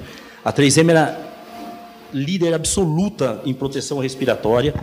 A gente desbancou a 3M de todo o segmento de indústria alimentícia na parte respiratória e tiramos eles da Renault. Coisa que nunca. Quando a gente tirou eles da BRF, veio o vice-presidente da América Latina aqui para Curitiba para perguntar se dava para fazer alguma coisa para não perder o contrato da proteção respiratória. Então, assim, você vê, não é impossível você tirar e fazer as coisas acontecerem, né? Então, a gente desenvolveu muito disso, né, de estar fazendo trabalhos diferentes, né, e homologando o produto dentro do cliente, para que o cliente tenha necessidade, e aí a tua luva. Hoje, a minha luva, a minha bota, no sul do Brasil, onde eu atuo, elas são as mais procuradas. Por quê? Porque a gente vai lá dentro da indústria e cria necessidade, sabe? Eu não tenho marketing, que nem a Renata falou, né? O nosso marketing é esse aí, é fazer o trabalho dentro da indústria, gerar necessidade. Até esses dias foi bacana que o Theo Orozco fez botou lá no negócio dele, lá, que parece que a Tigre, quem que é o concorrente da Tigre mesmo? É a Manco, né? A Manco foi lá nas indústrias e conseguiu tirar uma parte do faturamento da Tigre desse jeito. Aí eu fiquei feliz, né? Estou mais adiantado do que o pessoal da Manco, né? A gente já faz isso há alguns anos já. E em março de 2016 a gente chegou em 6,5 milhões de faturamento. Em 17, 7 milhões e 200, a gente nunca mais deixou de crescer, nunca mais. De 2013 para frente, a F. Ortiz veio crescer no meio da crise, que isso que eu falo para vocês, né? Crise de 2018, né? Foi o melhor lugar que a gente aprendeu, foi onde a gente aprendeu. Em cada crise a gente aprendeu uma coisa diferente, onde a gente foi colocando esforço, né? Fazendo coisas diferentes. Em março de 2018, a gente já estava quase em 9 milhões de faturamento. Aí a gente tinha um sonho. Imagina, o nosso primeiro sonho era faturar R$1 milhão. Nessa época, a gente tinha um sonho de chegar em 100 milhões de faturamento no ano. E em 2019, a gente estava preparado. Falou, faturando já em 2018 na casa de 8 milhões, e em 2019 a gente chega, né? E aí, a gente deve persistir naquilo que a gente acredita, né? E eu queria colocar para vocês, antes de chegar lá, para vocês saberem se a gente conseguiu ou não, um negócio a gente fala de realizar sonhos, né?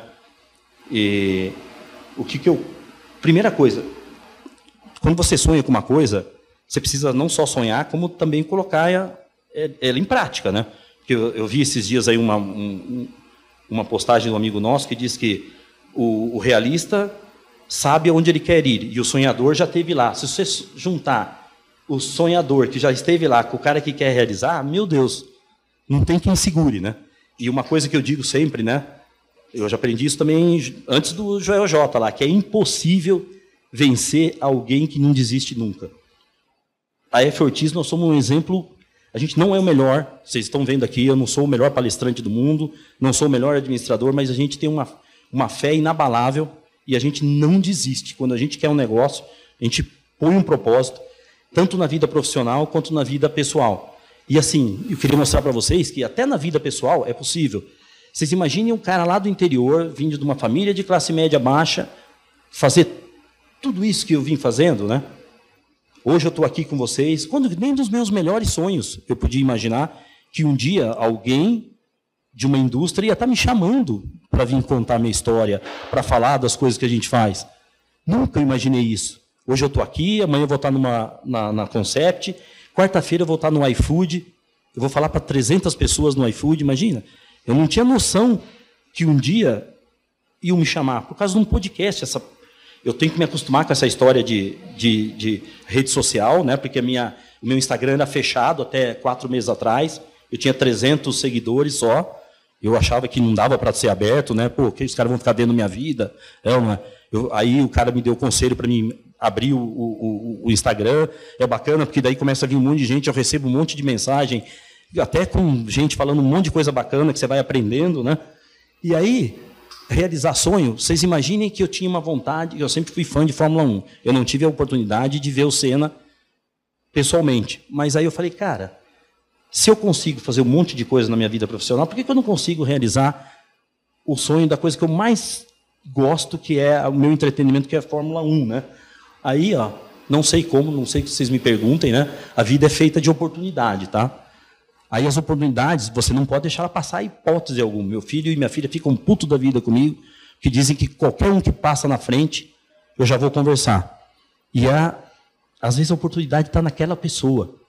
Às vezes a Bruna passou do meu lado, se eu for conversar com ela, vai surgir uma oportunidade ali. Eu vou comentar alguma coisa que pode interessar a ela, que pode interessar para mim, e aí começa um relacionamento que pode mudar a vida da gente. Eu tenho Hã? Igual a caixa do Carrefour.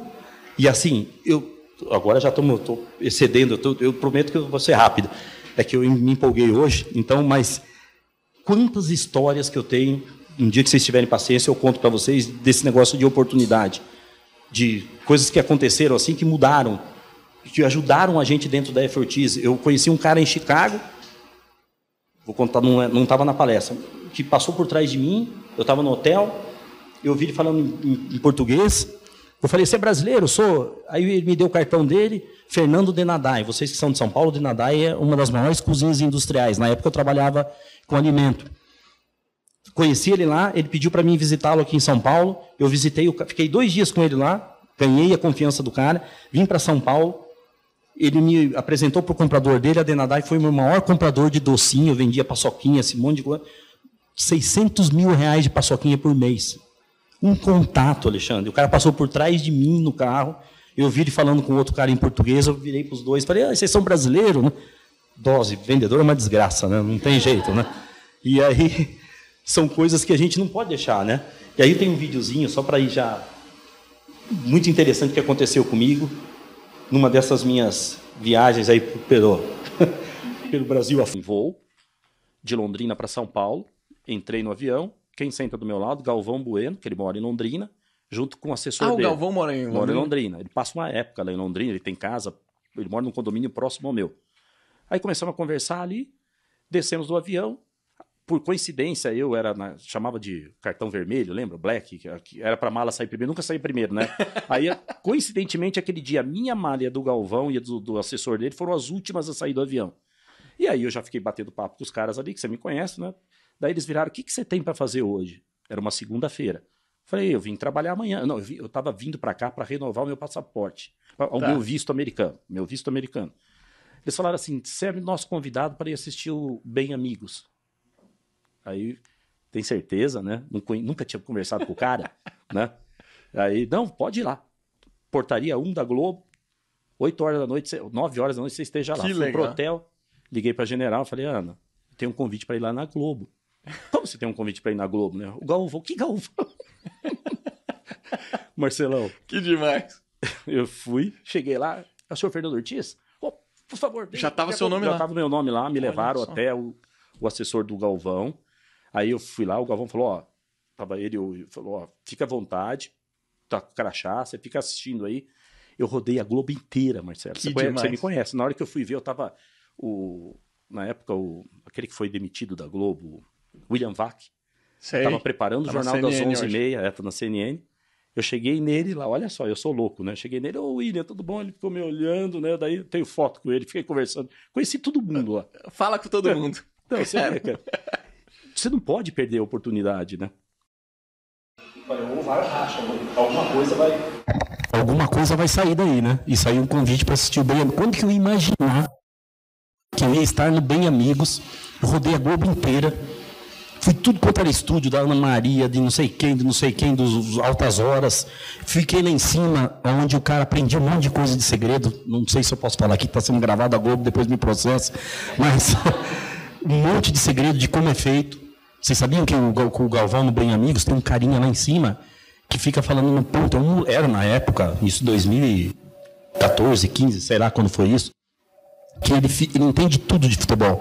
E é ele que fala para o Galvão, dependendo, ele está lá com Alexandre é técnico do Santos. Ele sabe todas as passagens que aconteceram com aquele cara no Santos, e aí ele fala para o Galvão, pergunta isso para ele daquele dia. E aí, aí você fala, porra, o Galvão sabe tudo, né, cara? De tudo, aquele jogo que teve lá em 2005, né? Então, vocês verem como é interessante a televisão, né? Mas é isso, né?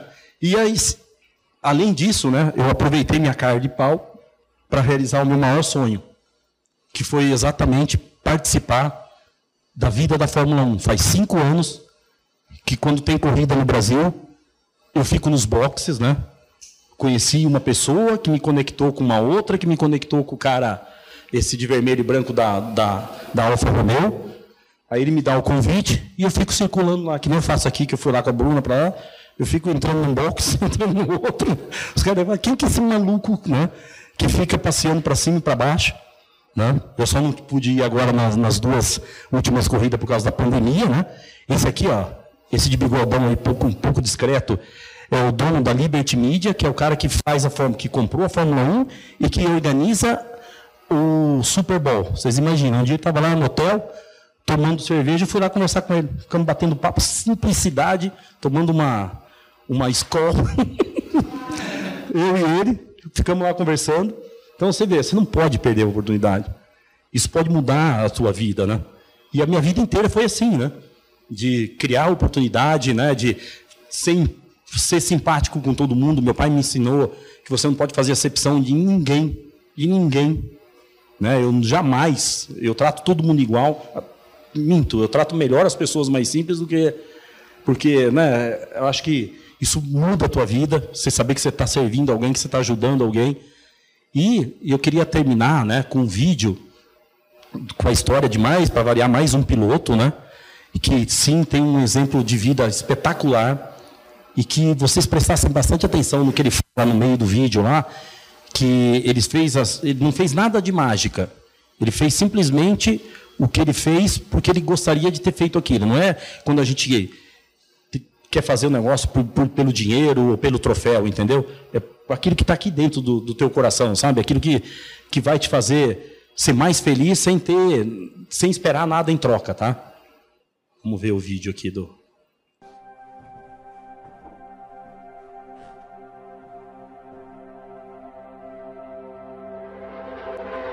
Picks up the lead. Oh, and Zanardi. Oh, with a terrible crash.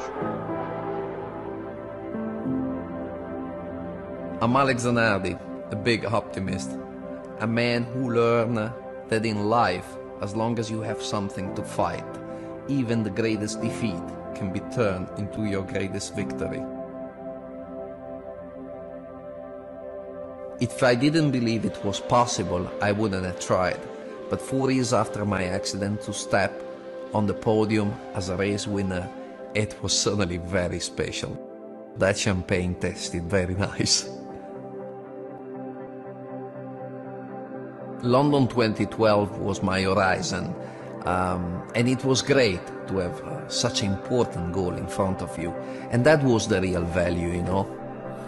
Having something for which I was so passionate, not just the training part, but also technically speaking, making the vehicle perfect for me was so exciting.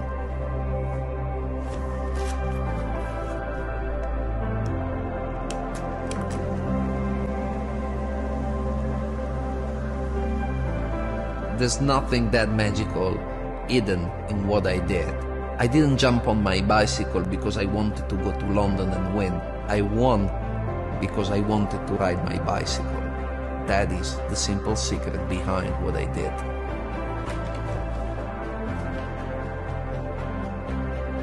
When you're competing, of course, the focus is always 100% on what you're doing.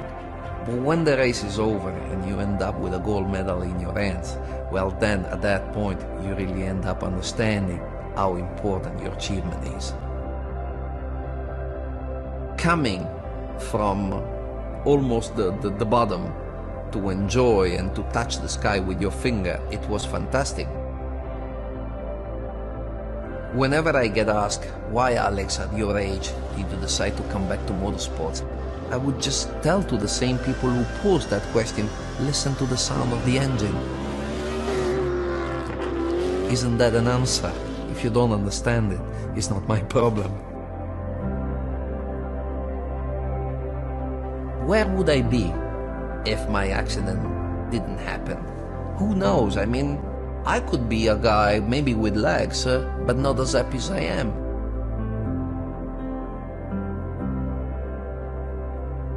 I'm Alex Zanardi.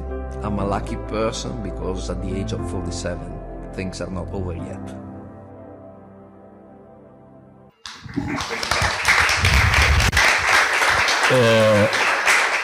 Eu acho que a gente está aqui nesse lugar aqui para deixar um legado, né?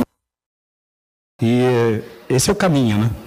Fazer as coisas com amor mesmo, com vontade, que daí o resto acontece, né? E para finalizar, vocês queriam saber se a gente conseguiu alcançar a meta, né? Lá em 2014 a gente faturava 53 milhões, né? Agora em 2021 a gente fechou com 220 milhões de faturamento no ano, né? Então assim,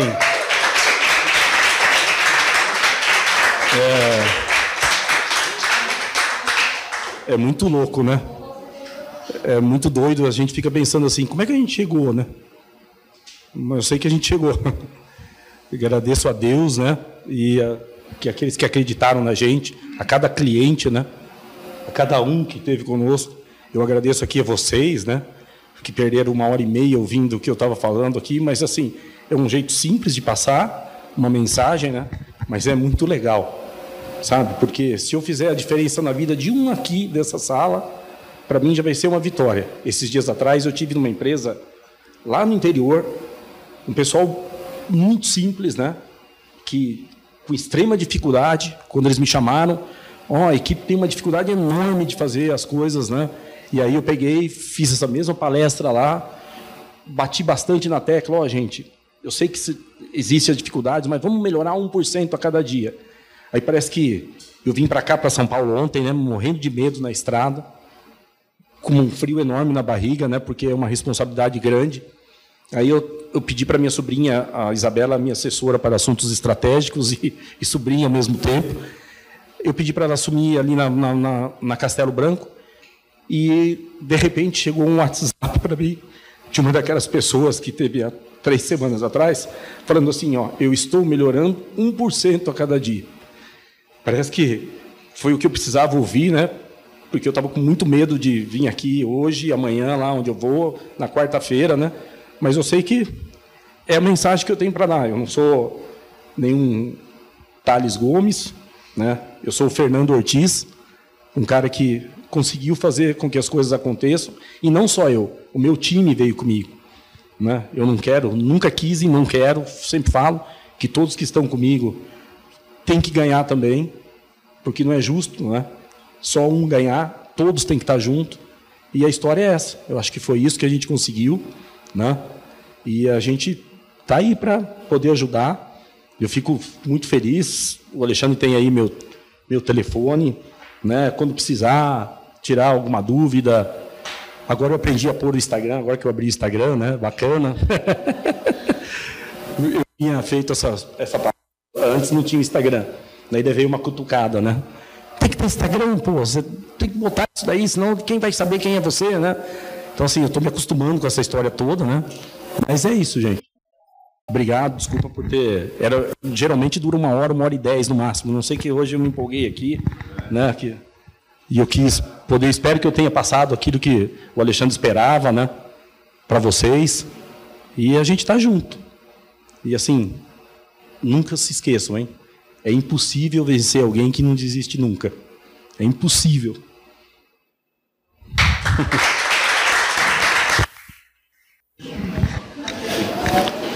Puta, muito bom, Ortiz. Muito obrigado mesmo, do fundo do coração. Queria até pedir desculpa aí para todo mundo aí que eu liguei o ar quente. Mas eu acho que do pouco da nossa caminhada aí que a gente tem feito, a Bruna tá aí, tem vários que a gente faz tempo, mas a Bruna é a... Como que é o nome da Claudilene? Um dia depois eu te contei essa história, mas eu acho que o legal é que a história contada nos detalhes, ela vai até 2012, né? Que você conta a quantidade de nãos, né?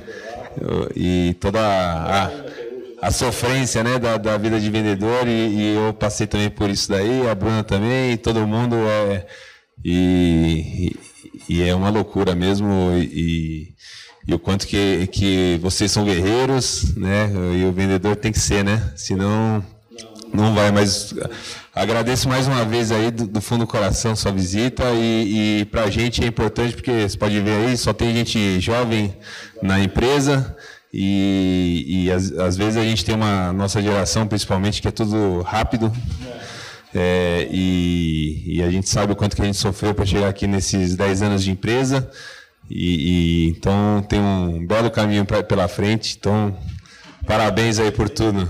Tem mais um produto na mão, né? Tem vocês, né? E assim, nada acontece rápido, né? As coisas não acontecem assim no estalar do dedo. Às vezes você ouve esses caras falando, né, palestrantes, você fala, putz, que coisa, né? Mas aí a gente vive isso daí, né? E é verdade, né? Demora um pouquinho. Você tem que ter um pouquinho de paciência para a coisa acontecer. Mas depois que acontece, vai embora. O crescimento é em PG, porque você começa a criar a tua marca. Você começa a ser... Você vai ser reconhecida, você. E aí os clientes começam a te ver com outros olhos. Quando o cara tem um problema, ele fala, eu vou ligar para você. Eu não vou ligar para o concorrente. Quando tiver uma oportunidade de um produto que o concorrente for oferecer mais barato, o cliente te liga, olha, o cara veio aqui, ofereceu por esse valor, o cara está te defendendo. É muito louco, né? Ele não quer perder você. É muito doido, né? Pode ter aquele espertão que vem tentando fazer com que você baixe preço, né? Mas na grande maioria das vezes o cara não quer te perder. O cliente sabe, né, da importância que você tem ali dentro, daquele cara que resolve a dor dele, porque é muito difícil, né? Sabe o que eu falo?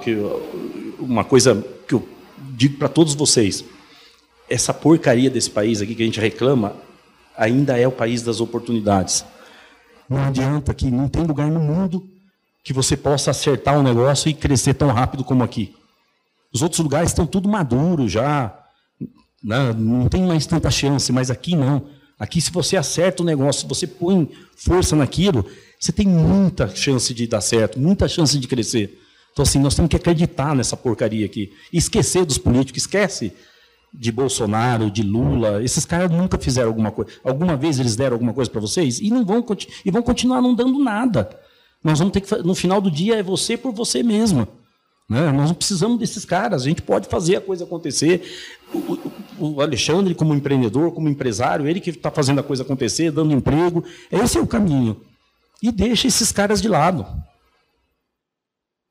Beleza, não, era isso aí, Ortiz. Obrigado aqui mais uma vez. Não sei se alguém quer fazer alguma pergunta, alguma dúvida aí.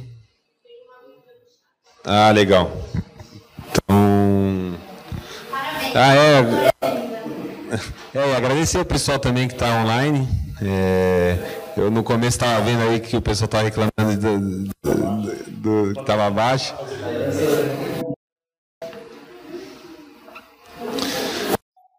Sérgio Paixão do Belém do Pará.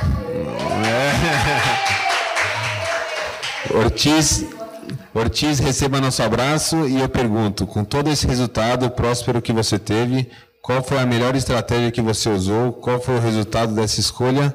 E por que você adotou a estratégia? Oi, Sérgio. Acho que vou olhar para lá melhor, né? Assim, não é uma pergunta fácil de responder, porque a gente já usou muitas estratégias ali, né, para a gente ter sucesso, né, chegar onde a gente queria. Mas eu vou te falar uma estratégia que eu usei lá atrás, na Nutrimental, quando a gente chegou num ponto, na época, que eu não era ameaçado por causa da venda de sopa, mas eu era ameaçado em perder minhas vendas no segmento industrial das cozinhas, porque a gente tinha teve a entrada de um concorrente que vinha fazendo ali um trabalho unicamente, exclusivamente de preço, né? E aí eu falei assim, o que eu faço para manter esses clientes comigo, né? Sabe o que eu fiz, gente? Durante meses, minha sobrinha era pequenininha, mas eu pegava, a gente, nas cozinhas, quem comprava da gente era nutricionistas. E geralmente nutricionista adora fazer um curso de final de semana. uma MBA, não sei o que lá. Sabe o que eu fazia? Eu pegava todos os produtos da Nutrimental, levava para minha sogra. Minha sogra dava um up, porque um produto industrializado não é a mesma coisa que você fazer uma canjica lá na tua casa. E eu levava e servia para elas durante o intervalo da aula na universidade. No dia da nutricionista, eu contratava violinista, pegava lá o Sesc de Londrina, que cabia um monte de gente, chegava, contratava um violinista, uma cantora, e botava lá meia hora para o cara tocar e para as meninas irem lá fazer um coffee break com os nossos produtos. Então, assim, eram atitudes, né, que a gente fez e que eu consegui manter os meus clientes comigo. Até foi um case, né, porque os caras lá no Nutrimental falaram, porra, a gente está perdendo cliente direto. E por que os do Ortiz não vão embora, né? Porque você cria uma ligação tão grande que daí o cara acaba dando um jeito, ou aí a gente dava solução, olha, a nossa gelatina era muito melhor que a da concorrência. Se você, em vez de diluir em 5 litros de água, dilui em 7, vai dar um rendimento maior e você não vai perder a qualidade, sabe? Então, eram essas as estratégias que a gente faz. Você vê, é uma coisa totalmente fora, né? Que é aquilo que eu falo para vocês, a gente tem que pensar fora da caixa.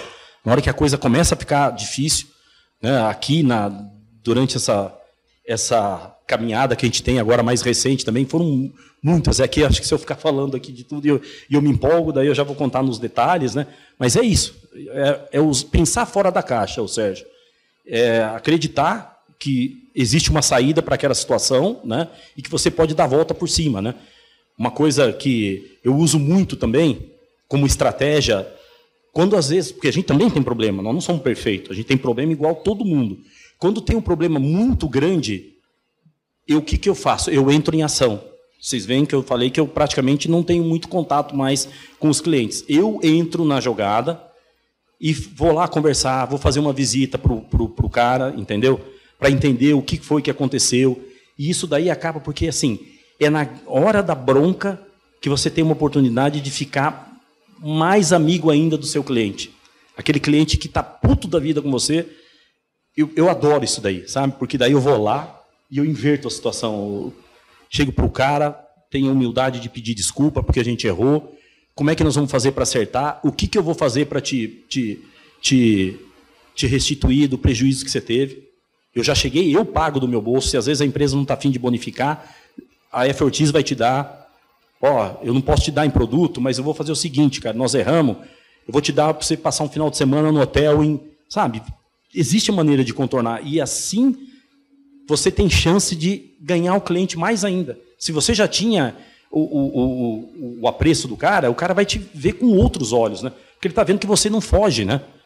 Eu acho que é muito simples, é só não fugir na hora do problema, né? Que a grande maioria desaparece, né? Na hora que pinta um problema, vai achar alguém para resolver. A maioria desaparece. Lá na F. Ortiz a gente faz o contrário.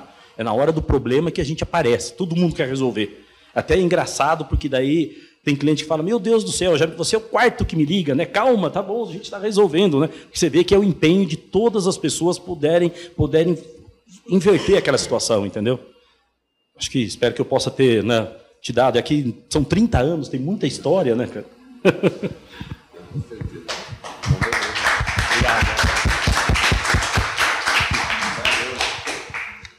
Bom, deixa eu só agradecer aqui.